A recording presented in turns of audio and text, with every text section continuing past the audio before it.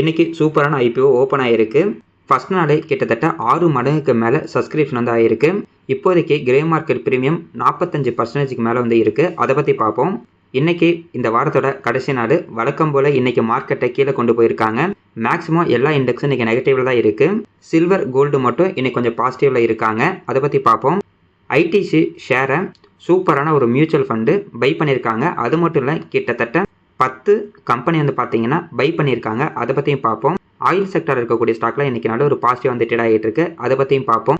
MCX ஷேரை பற்றி பார்க்க போகிறோம். இப்போ தான் அவங்க பார்த்தீங்கன்னா ஸ்ப்ளிட் வந்து பண்ணியிருந்தாங்க. இருந்தாலும் அந்த ஸ்டாக்கோட ப்ரைஸ் நல்ல ஒரு ஹை ரேஞ்சில் வந்து ட்ரேட் ஆகிட்டு இருக்கு. ஸ்டாக்லாம் பற்றி பார்க்கறதுக்கு முன்னாடி how to avoid loss and earn constantly இந்த ஸ்டாக் மார்க்கெட் அந்த புக்கில் இருந்து ஒரு டிப்ஸ் ஒன்று பார்த்துடலாம். நிறைய பேத்துக்கு ஷேரில் இன்வெஸ்ட்மெண்ட் பண்ணும்போது ஒரு டவுட் இருக்கும். அதாவது நம்ம ஒரு ஸ்டாக்கை வாங்கிடுவோம். வாங்கினதுக்கப்புறம் அந்த ஸ்டாக்கோட ப்ரைஸு கிட்டத்தட்ட 1 மடங்கு இல்லைனா 2 மடங்கு இன்க்ரீஸ் ஆனதுக்கப்புறம் மறுபடியும் அந்த ஸ்டாக்கை நம்ம வாங்கலாமா வேண்டாமா அப்படின்ற ஒரு டவுட் இருக்கும். அப்படி நம்ம ஒரு ஸ்டாக்கை வாங்கினதுக்கப்புறம் அந்த ஸ்டாக்கோட ப்ரைஸ் இன்க்ரீஸ் ஆச்சுன்னா மறுபடியும் அந்த ஸ்டாக்கை நம்ம அக்குமுலேட் பண்ணும்போது நம்மளோட அந்த பை ப்ரைஸ் வந்து பார்த்திங்கன்னா, அதாவது ஆவரேஜ் ப்ரைஸு கொஞ்சம் அதிகமாகிற மாதிரி இருக்கும். அதனால நம்மளுக்கு ப்ராஃபிட் வந்து குறைஞ்சிருமோ அப்படின்ற ஒரு டவுட்லாம் இருக்கும். அப்படிலாம் நம்ம ப்ராஃபிட் வந்து பார்த்திங்கன்னா குறையாது. ஒரு கம்பெனியோட ஸ்டாக்கை நம்ம எது வரைக்கும் வாங்கலாம் அப்படின்னா, அந்த ஸ்டாக்கோட ப்ரைஸு ரீசனபிளான ப்ரைஸில் இருக்கிற வரைக்கும் நம்ம வந்து பார்த்திங்கன்னா வாங்கலாம். எக்ஸாம்பிளுக்கு ஃபஸ்ட்டு ஒரு சூப்பரான ஒரு கம்பெனி நம்ம வந்து ஐடென்டிஃபை வந்து பண்ணிவிடுவோம். இப்போ இருக்க க்ரோத்துக்கு ஸ்டாக்கோட ப்ரைஸு ஓரளவுக்கு நல்ல ஒரு ரேஞ்சில் தான் ட்ரேட் ஆகிட்டு இருக்குது அப்படின்ற மாதிரி நம்ம வாங்குவோம். எக்ஸாம்பிளுக்கு ஒரு 100 ரூபா வாங்குகிறோம். 1 வருஷம் 2 வருஷம் கழிச்சு அதே ஸ்டாக் வந்து பார்த்திங்கன்னா ஒரு 200 ரூபாய்க்கு ட்ரேட் ஆகிட்டு இருக்குது அப்படின்ற மாதிரி வந்து வச்சுக்கலாம். அப்போவும் அந்த கம்பெனியோட க்ரோத் வந்து சூப்பராக இருக்குது. ஸ்டாக்கோட ப்ரைஸு அந்த க்ரோத்துக்கு ஏற்ற மாதிரி ஒரு ரீசனபிளான ப்ரைஸில் இருக்குது அப்படின்னா மறுபடியும் நம்ம வந்து பார்த்திங்கன்னா அக்குமுலேட் வந்து பண்ணலாம்.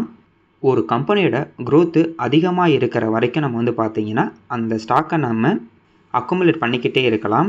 எக்ஸாம்பிளுக்கு ஒரு 20 வருஷத்துக்கு முன்னாடி விப்ரோ, டிசிஎஸ், ஐடிசி இந்த மாதிரி ஸ்டாக்லாம் வாங்கியிருந்தா கூட இப்போ வந்து பார்த்திங்கன்னா நிறைய பேர் வாங்கிட்டு இருப்பாங்க. ஏன் அப்படின்னா அந்த கம்பெனியோட க்ரோத்து இன்னமும் வந்து பார்த்திங்கன்னா அதிகமாகிட்டே தான் இருக்குது. அதனால் ரீசனபிளான ப்ரைஸ் இருக்கிற வரைக்கும் நம்ம வந்து பார்த்திங்கன்னா அக்குமுலேட் பண்ணிக்கிட்டே இருக்கலாம். அதே மாதிரி இப்போ நம்ம ஒரு ஹை ப்ரைஸில் வாங்குகிறோம் அப்படின்னா ஒரு சில பேர் வந்து பார்த்தீங்கன்னா கொஞ்சம் பயந்துட்டு இருப்பாங்க. ஏன்னா நம்ம வந்து ஹை ப்ரைஸில் வந்து வாங்கிட்டோம், அந்த ஸ்டாக்கோட ப்ரைஸ் 20% 30% கீழே போனதுக்கப்புறம் நம்ம செல் பண்ணிடலாமோ அப்படின்ற மாதிரிலாம் தோணும். அப்போல்லாம் கிடையாதுங்க. நம்ம சூப்பரான ஒரு கம்பெனி நம்ம வாங்கிட்டோம்னா என்ன தான் ஹை ப்ரைஸில் வாங்கினாலும் கொஞ்ச நாள் நம்ம வெயிட் பண்ணால் போதும். அது வந்து பார்த்திங்கன்னா 6 மாதமாக இருக்கலாம், 1 வருஷமாக இருக்கலாம், 2 வருஷம் கூட இருக்கலாம். மறுபடியும் அந்த ஸ்டாக்கு கண்டிப்பாக நம்ம வாங்கின ப்ரைஸை விட வந்து பார்த்திங்கன்னா அதிகமாக வந்து போகும். இன்னும் ஒரு சில பேர் லாங் டேர்முக்கு வந்து இன்வெஸ்ட்மெண்ட் வந்து பண்ணுவாங்க. அடுத்த ஒரு 10 வருஷம், 15 வருஷம், 20 வருஷம் நான் வந்து இன்வெஸ்ட்மெண்ட் பண்ண போகிறேன் அப்படின்னு யோசிக்கிறவங்க எல்லாத்துக்கும் வந்து பார்த்திங்கன்னா என்ன தான் ஹை ப்ரைஸில் வாங்கினாலும் அடுத்த 2-3 வருஷத்தில் அந்த ஸ்டாக்கோட ப்ரைஸ் வந்து இன்க்ரீஸ் ஆகிடும். அதனால் அதை பற்றி நம்ம வந்து பார்த்திங்கன்னா பெருசாக வந்து ஒரி பண்ண வந்து அவசியம் கிடையாது. இன்றைக்கி நிஃப்டி 50 பொறுத்த வரைக்கும் கிட்டத்தட்ட 200 புள்ளி வந்து பார்த்தீங்கன்னா கீழே வந்துருச்சு. இப்போ இந்த வீக்கு ஸ்டார்டிங்கில் வந்து பார்க்கும்போது கிட்டத்தட்ட 26,300 அந்த மாதிரிலாம் இருந்துச்சு. ஃபுல்லாக வந்து பார்த்திங்கன்னா கீழே இறங்கிக்கிட்டே தான் வருது. 25,660 ரூபா பக்கத்தில் வந்துருச்சு. இன்றைக்கி 215 புள்ளி நெகட்டிவாக தான் வந்து ட்ரேட் ஆகிட்டு இருந்துச்சு. நிஃப்டி 50ல் டாப் 5 கெய்னர்ஸில் Asian paint, ONGC, BEL, HCL technologies அடுத்து வந்து பார்த்தீங்கன்னா எட்டர்னல் இருக்காங்க, அதாவது ஜொமேட்டோ இருக்காங்க. அதேமாதிரி டாப் 5 லூசர்ஸில் Adani enterprises, NTPC, Shriram finance, ICICI bank, Jio finance இருக்காங்க. மேக்ஸிமம் இன்றைக்கி பேங்க் அண்ட் ஃபைனான்ஸ்லாம் வந்து பார்த்தீங்கன்னா கீழே போயிட்டாங்க. மேக்ஸிமம் இன்றைக்கி எல்லா இண்டெக்ஸ் வந்து கீழே தான் இருந்துகிட்டு இருக்காங்க. பேங்க்கை பொறுத்த வரைக்கும் கிட்டத்தட்ட 0.74% வந்து டவுனு. டிஃபென்ஸ் வந்து பார்த்தீங்கன்னா ஃப்ளாட்டாக தான் வந்து இருந்துகிட்டு இருந்தாங்க. சில்வர் வந்து இன்றைக்கி ஒரு 3% வந்து பார்த்தீங்கன்னா பாசிட்டிவ் வந்து ட்ரேட் ஆகிட்டு இருக்குது. நேற்று வந்து நெகட்டிவில் இருந்தாங்க. இன்றைக்கி இவங்க வந்து பார்த்தீங்கன்னா கொஞ்சம் பாசிட்டிவாக இருக்காங்க. கோல்டும் இன்றைக்கி கிட்டத்தட்ட 1% வந்து இன்க்ரீஸ் வந்து ஆகிருக்கு. நேற்று வந்து கோல்டும் லாஸில் இருந்தது. ஆட்டோ பீஸு கிட்டத்தட்ட 1% வந்து town.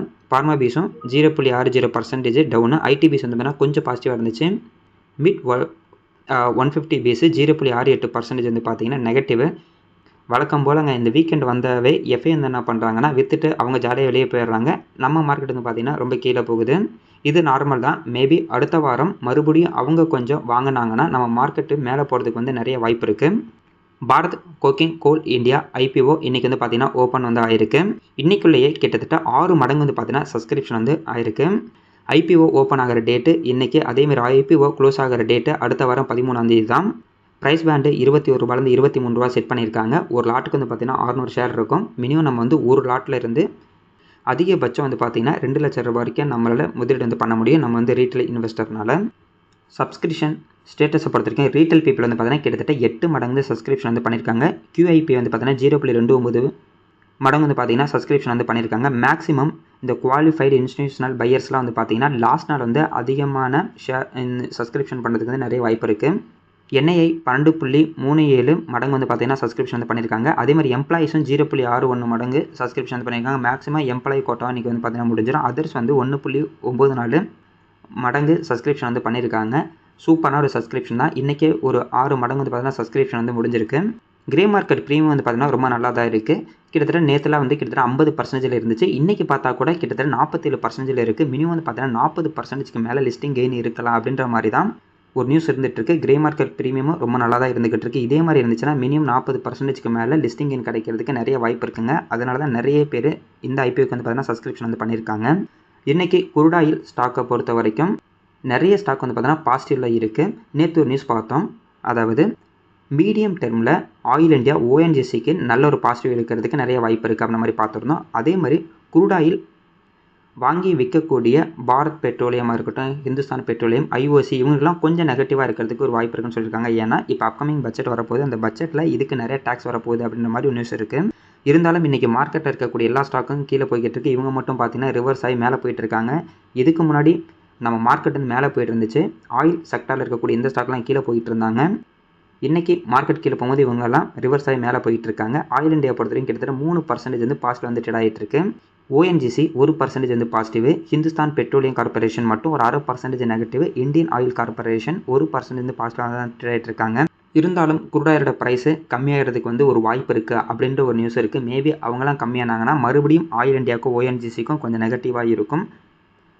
IOC, Hindustan petroleum, Bharat petroleum இவங்களாம் வந்து பார்த்தீங்கன்னா வந்து பாசிட்டிவாக வந்து மாறும். என்னாக நம்ம வந்து வெயிட் பண்ணி பார்ப்போம். பராக் பரிக் ஃப்ளெக்ஸி கேப் ஃபண்டு கிட்டத்தட்ட 10 ஸ்டாக் வந்து பார்த்தீங்கன்னா வாங்கியிருக்காங்க இந்த டிசம்பர் மந்த்து. மேக்ஸிமம் மியூச்சுவல் ஃபண்டில் இன்வெஸ்ட்மெண்ட் பண்ணுறவங்களுக்கு இந்த ஃபண்டை பற்றி வந்து தெரியும். ஏன்னா இது வந்து ஒரு பாப்புலரான ஒரு ஃபண்டு. இந்த கம்பெனி இப்போ ஐடிசியில் வந்து பார்த்தீங்கன்னா கொஞ்சம் வந்து அக்குமுலேட் வந்து பண்ணியிருக்காங்க. அதே மாதிரி இன்ஃபோசிஸை வந்து பார்த்தீங்கன்னா கொஞ்சம் கம்மி பண்ணியிருக்காங்க. பாருங்கள், மியூச்சுவல் ஃபண்டு ஒரு கம்பெனியோட ஸ்டாக்கோட ப்ரைஸ் அதோட ஹையிலேருந்து நல்ல லோ வந்ததுக்கப்புறம் தான் அவங்களே கொஞ்சம் கொஞ்சமாக அக்குமுலேட் பண்ணுறாங்க. அதே மாதிரி தான் நம்மளும் வந்து பண்ணணும். ஏன்னா நம்ம ஆல்ரெடி சொல்லியிருக்கோம், ஒரு சூப்பரான ஒரு கம்பெனியோட ஸ்டாக்கோட ப்ரைஸ் அதோட ஹையிலேருந்து லோ ப்ரைஸ், அதாவது ஒரு 30%, 40% கீழே குறைஞ்சதுன்னா அது நமக்கு நல்ல ஒரு ஆப்பர்ச்சுனிட்டி வந்து இருக்கும். இந்த ஃபண்டு ஐடிசி ஷேரை 39.28 லட்சம் ஷேர் வந்து பார்த்திங்கன்னா வாங்கியிருக்காங்க. அதே மாதிரி பவர் கிரிட் கார்பரேஷன் வந்து பார்த்திங்கன்னா 2.12 கோடிக்கான ஷேர் வந்து வாங்கியிருக்காங்க. ஹெச்டிஎஃப்சி பேங்க் வந்து பார்த்தோன்னா 52 லட்சம் ஷேர் வந்து வாங்கியிருக்காங்க. அதேமாரி ஐசிஐசிஐ பேங்க்கில் 40 லட்சம் ஷேர் வந்து வாங்கியிருக்காங்க. ஷிப்லாவை கிட்டத்தட்ட 2 லட்சம் ஷேர் இப்போ வந்து வாங்கியிருக்காங்க. இந்த ஷேர் எல்லாமே வந்து பார்த்தீங்கன்னா அதோட கையில் இருந்து இப்போதைக்கு லோ ப்ரைஸில் தான் ட்ரேட் ஆகிட்டு இருக்கு. கரெக்டாக அவங்களே வந்து பாருங்கள், கரெக்டாக லோ ப்ரைஸில் இருக்கும்போது தான் வாங்கியிருக்காங்க. அதுக்கடுத்து EID, Parry India, HCL technologies, Kotak Mahindra bank, Mahendran Mahindra, TCS, Zydus life science இது எல்லாமே வந்து பார்த்தீங்கன்னா வாங்கியிருக்காங்க. அதே மாதிரி இன்ஃபோசிஸில் வந்து பார்த்தீங்கன்னா கிட்டத்தட்ட 12 லட்சம் ஷேர் வந்து விற்றுருக்காங்க. நவம்பர் மாதம் இவங்க கிட்ட கிட்டத்தட்ட 1.76 கோடி ஷேர் வந்து பார்த்தீங்கன்னா இருந்திருக்கு. இப்போ டிசம்பரில் 1.64 கோடி தான் ஷேர் மட்டும் இருந்திருக்கு. அவங்க போர்ட்ஃபோலியோவில் கிரேட் ஈஸ்டர்ன் ஷிப்பிங் கம்பெனி வந்து பார்த்தீங்கன்னா ஆட் பண்ணியிருக்காங்க. இதுக்கு முன்னாடி வெறும் 29 ஸ்டாக் தான் அவங்ககிட்ட இருந்திருக்கு. இப்போ வந்து பார்த்தீங்கன்னா டிசம்பரில் 30வது ஸ்டாக்காக இந்த புது ஸ்டாக் வந்து பார்த்தீங்கன்னா வந்திருக்கு. ஏற்கனவே அவங்ககிட்ட இருந்த அந்த பாரதி ஏர்டெல், கோல் இந்தியா, ஏக்ரா எல்லாமே வந்து பார்த்தீங்கன்னா அப்படியே வந்து இருந்துகிட்டு இருக்கு. இந்த மாதிரி ஒரு மியூச்சுவல் ஃபண்டை ஒரு கம்பெனியில் வந்து அக்குமுலேட் பண்ணுறாங்க அப்படின்னா வந்து பார்த்தீங்கன்னா அது வந்து கொஞ்சம் வந்து பாசிட்டிவாக இருக்கும். ஐடிசி இன்றைக்கி கிட்டத்தட்ட 337 ரூபாய்க்கு வந்து ட்ரேட் ஆகிட்டு இருக்கு. லாஸ்ட் 5 வருஷத்தில் வெறும் 67% தான் ஐடிசி வந்து பார்த்தீங்கன்னா இன்க்ரீஸ் ஆகிருக்கு. ஒரு கட்டத்தில் 520 ரூபா, 530 ரூபாலாம் போணுச்சு. இப்போ 337 ரூபாய்க்கு வந்து ட்ரேட் ஆகிட்டு இருக்கு. ரொம்ப லோ ப்ரைஸில் வந்து ட்ரேட் ஆகிட்டு இருக்கு. பார்க்கலாங்க. இது கிட்டத்தட்ட அந்த 310 ரூபா, 320 ரூபா போயிட்டு ரிவர்ஸ் ஆனால் ரொம்ப நல்லாயிருக்கும். இருந்தாலும் நிறைய பேர் இந்த ஸ்டாக் வந்து பார்த்தீங்கன்னா வாங்கியிருக்காங்க. இப்போ வேறு வழியே இல்லை, கொஞ்சம் கொஞ்சமாக அக்குமுலேட் பண்ணுறது தான் ரொம்ப நல்லாயிருக்கும்.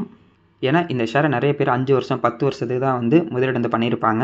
கேட்டாலும் அப்படி தான் சொல்லுவாங்க. நானாக வந்து பார்த்தீங்கன்னா ஐடிசி வந்து இன்னும் 20 வருஷத்துக்கு வாங்குறேன், 30 வருஷத்துக்கு வாங்கியிருக்கேன் அப்படின்னு நம்ம தான் சொல்லிட்டு இருப்பாங்க. இப்போ வேறு வழியே இல்லை. ஏன்னா நான் வாங்கியிருந்தாலும் எனக்கு வேறு வழியே இல்லை. மறுபடியும் அப்படியே அக்குமுலேட் பண்ண வேண்டியதான். விடுங்க, பார்த்துக்கலாம். இவ்வளோ பெரிய மியூச்சுவல் ஃபண்டே வாங்குறாங்க, நம்மளுக்கு என்ன. அடுத்தது BSc limited and CDSL limited. BSc வந்து பார்த்தீங்கன்னா 2667 ரூபாய்க்கு வந்து ட்ரேட் ஆகிட்டு இருக்கு. இந்த ஸ்டாக் லாஸ்ட் 5 வருஷத்தில் கிட்டத்தட்ட 36 மடங்கு வந்து பார்த்தீங்கன்னா இன்க்ரீஸ் ஆகிருக்கு. இந்த பிஎஸ்சியும் அதோட ஹை போயிட்டு நல்லா லோ வந்தாங்க. அதுக்கப்புறம் மறுபடியும் ஹை வந்துட்டாங்க. இன்னமும் கொஞ்சம் லோ வந்தால் கொஞ்சம் நல்லா இருக்குமே அப்படின்னு தான் வெயிட் பண்ணிக்கிட்டு இருக்கேன். இன்னும் வரல. அடுத்தது சிடிஎஸ்எல் கரண்ட் ப்ரைஸ் 1413 ரூபாய்க்கு வந்து ட்ரேட் ஆகிட்டு இருக்கு. இந்த ஸ்டாக் வந்து பார்த்தீங்கன்னா அதோட ஹை போயிட்டு அதுக்கப்புறம் நல்ல ஒரு லோ போனாங்க. மறுபடியும் இன்னும் கொஞ்சம் லோ வந்தால் கொஞ்சம் நல்லா இருக்குமே அப்படின்னு தான் வெயிட் பண்ணிகிட்டு இருக்கேன். பார்க்கலாங்க. இது ரெண்டும் நமக்கு நல்ல ஒரு ஆப்பர்ச்சுனிட்டி கொடுத்தா ரொம்ப நல்லாயிருக்கும். இருந்தாலும் நம்ம வந்து பார்த்தீங்கன்னா நோட் பண்ணி வச்சுக்கலாம். அடுத்தது tube investment of India limited. இந்த ஸ்டாக் வந்து பார்த்தீங்கன்னா இன்றைக்கி கிட்டத்தட்ட ஒரு 2% வந்து டவுனில் தான் இருக்குது. இதுக்கு முன்னாடி இருந்த லோ அப்படிங்கிறது ரூ. 2400 இருந்திருக்கு. கிட்டத்தட்ட ரூ. 4750 மேலே போயிட்டு கீழே வந்து பார்த்தீங்கன்னா ரூ. 2400 வந்தது. மறுபடியும் அப்படியே ரிவர்ஸ் ஆகி 3400 வரைக்கும் போணுச்சு. அதுக்கப்புறம் கொஞ்சம் கொஞ்சமாக இப்போ கீழே வந்துட்டு ரூ. 2450 வந்திருக்காங்க. கரெக்டாக இது 2400 வந்துச்சுன்னா ரொம்ப நல்லாயிருக்கும். மேக்ஸிமம் எல்லா ஸ்டாக்கும் என்ன பண்ண அப்படின்னா இதுக்கு முன்னாடி இருந்த லோ வந்து டச் பண்ணிட்டு வந்து பார்த்தீங்கன்னா அதுக்கப்புறம் அப்படியே ரிவர்ஸ் ஆகி மேலே போவாங்க. ஏதாவது ஒரு பாசிட்டிவ் நியூஸ் வரும். இந்த ஸ்டாக்கை பற்றி இப்போ 2-3 நாளாக தொடர்ந்து பார்த்துட்டு தான் இருக்கும். ஏன் அப்படின்னா நம்ம சப்ஸ்கிரைபர்ஸ் வந்து நிறைய பேர் வந்து கேட்டிருந்தாங்க. பார்க்கலாங்க. இப்போ வந்து பாருங்கள் கரெக்டாக இதுக்கு முன்னாடி இந்த லோ ப்ரைஸு வந்து நோக்கி வந்துக்கிட்டே இருக்குது. இவங்களோட ரிசல்ட் வந்து பார்த்தீங்கன்னா கொஞ்சம் கம்மியாக தான் வந்து கொடுத்துருக்காங்க. லாஸ்ட் ஒரு வருஷத்தில் பார்க்கலாம். இதுக்கப்புறம் கொடுக்கக்கூடிய ரிசல்ட் ரொம்ப நல்லா இருந்துச்சுன்னா ரொம்ப நல்லாயிருக்கும். கொஞ்சம் பொறுமையாக இருப்போம். அடுத்தது multi commodity exchange of India limited, அதாவது MCX. இவங்களும் ஒரு எக்ஸ்சேஞ்சு தான். இப்போ நம்ம எப்படி ஒரு ஸ்டாக்கை பை அண்ட் செல் பண்ணிக்கிட்டு இருக்கோமோ, அதாவது பார்த்தீங்கன்னா NSE அண்ட் BSEயில் வந்து பை அண்ட் செல் பண்ணுறோம். அதே மாதிரி தான் கமாடிட்டி எல்லாமே MCXயில் வந்து பார்த்தீங்கன்னா ட்ரேட் ஆகிட்டு இருக்கும். சில்வரு, கோல்டு, காப்பர், அலுமினியம் இந்த மாதிரி ப்ரீசியஸ் மெட்டல்ஸ் எல்லாமே வந்து பார்த்திங்கன்னா இதில் வந்து ட்ரேட் ஆகிட்டு இருக்கும். நம்ம பை அண்ட் செல் வந்து பண்ணிக்கலாம். கமாடிட்டியில் யார் லாபம் அண்ட் நஷ்டம் எடுத்தாலும் இவங்களுக்கான லாபம் அப்படி வந்து பார்த்தீங்கன்னா எப்போயுமே அதிகமாக தான் இருக்கும். ஏன்னா நம்ம கமாடிட்டியில் இன்வெஸ்ட்மெண்ட் பண்ணி நமக்கு லாபம் நஷ்டம் வந்தாலும் இவங்களுக்கான ஃபீஸ் அப்படிங்கிறது நம்ம வந்து கொடுப்போம். அதனால் இவங்க லாபத்தில் தான் வந்து இருப்பாங்க. எப்போயுமே இந்த எக்ஸ்சேஞ்ச் வந்து பார்த்திங்கன்னா இருந்துக்கிட்டு தான் வந்து இருக்கும். அதுவும் இப்போ ரீசெண்டாக சில்வரோட ப்ரைஸு அதிகமாகிட்டு இருக்கனால நிறைய பேர் இந்த MCXயில் வந்து பார்த்தீங்கன்னா சில்வர் வந்து வாங்கினாங்க. பை அண்ட் செல் நிறைய நடந்தனால இந்த ஸ்டாக்கோட ப்ரைஸ் வந்து பார்த்திங்கன்னா நல்ல வந்து இன்க்ரீஸ் ஆகிட்டே போயிட்டு இருந்தது. சில்வரோட ப்ரைஸ் இன்க்ரீஸ் ஆக இந்த ஸ்டாக்கோட ப்ரைஸ் வந்து இன்க்ரீஸ் வந்து பண்ணிக்கிட்டே இருந்தாங்க. மார்க்கெட் கேப்பு கிட்டத்தட்ட 55,768 கோடிக்கு மேலே வந்து இருக்குது. ஸ்டாக்கோட பி ரேஷியோ 80 இருக்குது. இண்டஸ்ட்ரி பி ரேஷியோ 61 இருக்குது. Book value ₹80.80. Dividend yield 0.27%. ROCE 42.9% மேலே இருக்குது. ROE 34.3% மேலே இருக்குது. ROIC 49.9% மேலே வந்து இருக்குது. OP வந்து பார்த்தீங்கன்னா 62.4% இருக்குது. ஓவராலாக அந்த 4% சூப்பரான ஒரு பர்சன்டேஜ். இன்டென்சிக் வேல்யூ ₹509 வந்து இருக்குது. பிஜி ரேஷியோ 1.55 இருக்காங்க. டெப்ட் ஈக்விட்டி 0. இவங்களுக்கு கடனே வந்து கிடையாது. ப்ரைஸ் டு புக் வேல்யூ வந்து பார்த்தீங்கன்னா கிட்டத்தட்ட 26.7 வந்து இருக்காங்க. ஓவராலாக பார்க்கும்போது இப்போ இந்த ஸ்டாக்கோட ப்ரைஸ் வந்து பார்த்தீங்கன்னா கொஞ்சம் அதிகமான வேல்யூ தான் ட்ரேட் ஆகிட்டு இருக்குது அப்படின்ற மாதிரி தான் வந்து இருக்குது. அடுத்தது இவங்களோட ப்ராஃபிட் அண்ட் லாஸ் ஸ்டேட்மெண்ட் வந்து பார்க்கலாம். மார்ச் 2014 இவங்களோட சேல்ஸு 341 கோடியாகவும் நெட் ப்ராஃபிட் வந்து பார்த்தீங்கன்னா 151 கோடி வந்து இருந்திருக்கு. அதுக்கப்புறம் வந்து பார்த்தீங்கன்னா இவங்களோட நெட் ப்ராஃபிட் கொஞ்சமாக வந்து குறைஞ்சிருக்கு 2015 அண்ட் 2016. இப்போ மார்ச் 2025 வந்து பார்த்தீங்கன்னா சேல்ஸு 1113 கோடியாகவும் நெட் ப்ராஃபிட் 560 கோடியாக வந்து இருந்திருக்கு. அப்கமிங் இயர்ஸில் கூட கிட்டத்தட்ட 696 கோடி நெட் ப்ராஃபிட்டாக வரப்போகுது அப்படின்ற மாதிரி ஒரு எஸ்டிமேஷன் தான் வந்திருக்கு. ஆனால் இந்த கம்பெனி வந்து பார்த்தீங்கன்னா ரெகுலராக, அதாவது இயர் ஆன் இயர் இவங்க வந்து ப்ராஃபிட் வந்து அதிகமாக கொடுக்கறதில்ல. 2 வருஷம் நல்ல ப்ராஃபிட் தருவாங்க. அதுக்கப்புறம் அவங்களோட ப்ராஃபிட் வந்து பார்த்தீங்கன்னா கம்மியாகுது. மறுபடியும் 2 வருஷம் நல்ல ப்ராஃபிட் தருவாங்க. மறுபடியும் அவங்களோட ப்ராஃபிட் வந்து பார்த்தீங்கன்னா கொஞ்சம் கம்மியாகாது, நெகட்டிவ் போகாது. அவங்களோட ப்ராஃபிட் கொஞ்சம் கம்மியாகும். இருந்தாலும் லாஸ்ட் 2 வருஷத்தில் இவங்களோட மிகப்பெரிய பாசிட்டிவ் என்னன்னா OPM பர்சன்டேஜ் கிட்டத்தட்ட 60% வந்து கொண்டு வந்துட்டாங்க. இதுக்கு முன்னாடிலாம் பார்த்தீங்கன்னா 43 இருந்து குறைஞ்சது 30 போயிருக்காங்க. அதுவும் இந்த 2024 வெறும் 9%லாம் பார்த்தீங்கன்னா இவங்களோட OPM பர்சன்டேஜ் வந்து குறைஞ்சிருக்கு. இப்போ வந்து பார்த்தீங்கன்னா 60க்கு வந்திருக்கு. இந்த ஸ்டாக் வந்து பார்த்தீங்கன்னா அதுக்கேற்ற மாதிரி வந்து ட்ரேட் ஆகிட்டு இருக்கும். இருந்தாலும் இப்போதைக்கு சூப்பரான ஒரு லாபம் வந்து கொடுத்துருக்காங்க. பேலன்ஸ் ஷீட்டை பொறுத்த வரைக்கும் இவங்களுக்கு பார்த்தீங்கன்னா ரொம்ப நல்லாவே இருக்கும். அதனால் நம்ம பேலன்ஸ் ஷீட் வந்து பார்க்கல. நம்ம டேரெக்டாக CAGR வந்து பார்க்கலாம். லாஸ்ட்டு 10 வருஷத்தில் இந்த கம்பெனியோட சேல்ஸ் growth 17% இருக்குது. ப்ராஃபிட் growth 20% இருக்குது. ஸ்டாக்கோட ப்ரைஸை பொறுத்த வரைக்கும் லாஸ்ட்டு 10 வருஷத்தில் 29%. அதாவது 10 வருஷத்துக்கு முன்னாடி இந்த ஸ்டாக்கில் ஒருத்தர் முதலீடு பண்ணியிருந்தா கூட இயர் ஆன் இயர் வந்து பார்த்தீங்கன்னா ஒரு 29% வந்து அதிகமாக இருக்கும். அதுவும் லாஸ்ட்டு ஒரு வருஷத்தில் கிட்டத்தட்ட இந்த ஸ்டாக் வந்து 90% வந்து இன்க்ரீஸ் ஆகிருக்கு. ரிட்டர்ன் ஈக்விட்டி இதை பொறுத்த வரைக்கும் மினிமம் 15%க்கு மேலே தான் வந்து இருக்குது. ஷேர் ஹோல்டிங் பேட்டர்னில் எஃப்ஐட் வந்து பார்த்தீங்கன்னா 19% வந்து இருக்குது. டிஐட்ட 60.50%, ரீட்டைல் பீப்புள்கிட்ட 20.31% ஷேர் வந்து பார்த்தீங்கன்னா இருந்துக்கிட்டு இருக்குது. அதர்ஸில் 0.19% ஷேர் வந்து இருந்துகிட்ருக்கு. எஃப்ஐ வந்து பார்த்தீங்கன்னா அவங்களோட ஸ்டேக் வந்து குறைச்சிக்கிட்டு இருக்காங்க. ஆனால் டிஏ வந்து பார்த்தீங்கன்னா அதுக்கு ஈக்குவலாக வாங்கிக்கிட்டே வந்து இருக்காங்க. மேக்ஸிமம் இருக்கக்கூடிய எல்லா மியூச்சுவல் ஃபண்டும் இதில் பார்த்தீங்கன்னா முதலீடு வந்து பண்ணியிருப்பாங்க. லாஸ்ட்டு ஒரு 15 வருஷத்தில் வந்து பார்த்தீங்கன்னா இந்த ஸ்டாக்கு 742% தான் வந்து இன்க்ரீஸ் ஆகிருக்கு. ஏன்னா முன்னே ப்ராஃபிட் அண்ட் லாஸ் ஸ்டேட்மெண்ட் வந்து பார்த்தீங்கன்னா லாஸ்ட்டு ஒரு 13 வருஷமாகவே அவங்களோட ப்ராஃபிட் வந்து ஒரே இடத்துல தான் இருந்துக்கிட்டு இருந்திருக்கு. இப்போ லாஸ்ட்டு 2 வருஷமாக தான் இவங்களோட ப்ராஃபிட் அப்படிங்கிறது வந்து இன்க்ரீஸ் ஆகிருக்கு. அதுக்கேற்ற மாதிரி வந்து பாருங்கள் 2024 இருந்து இந்த ஸ்டாக்கோட ப்ரைஸும் கரெக்டாக ப்ராஃபிட்டுக்கு ஏற்ற மாதிரி வந்து இன்க்ரீஸ் வந்து ஆகிருக்கு. ஸ்ப்ளிட்டை பொறுத்த வரைக்கும் ₹10 இருக்க ஃபேஷியலி இப்போ வந்து பார்த்தீங்கன்னா ₹2 வந்து மாற்றிருக்காங்க. அதுவும் இந்த ஜனவரி மாதம் தான் மாற்றினாங்க.